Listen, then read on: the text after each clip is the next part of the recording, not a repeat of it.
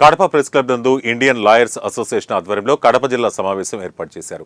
ఈ సమావేశం న్యాయవాది గంగులయ్య అధ్యక్షతన జరిగింది. రాష్ట్ర వ్యాప్తంగా ఉన్న న్యాయవాదులకు ఇన్సూరెన్స్ ప్రీమియం ఎక్కువ మరియు డెత్ బెనిఫిట్స్ తక్కువ ఇస్తున్నారు కాబట్టి ప్రీమియానికి అనుగుణంగా ఇతర రాష్ట్రాలు ఇస్తున్న విధంగా ఇవ్వాలని కోరారు. ఇక న్యాయ వ్యవస్థ తీరు, వాటితో పాటు ఎస్సీ ఎస్టీ న్యాయవాదులకు జరుగుతున్న అన్యాయాలకు గురయ్యేవారు వారు ఉన్నవారికి అండంగా ఉంటామని హామీ ఇచ్చారు.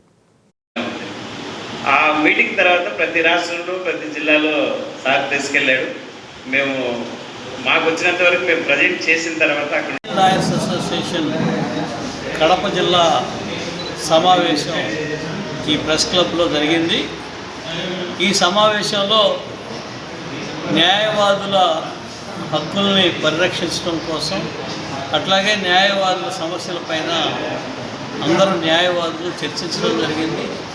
ఈ సమావేశంలో అడ్వకేట్స్ వెల్ఫేర్ ఫండ్ ద్వారా డెత్ బెనిఫిట్ని 5 లక్షల నుంచి 10 లక్షలకి పెంచాలని డిమాండ్ చేస్తూ ఉన్నాం.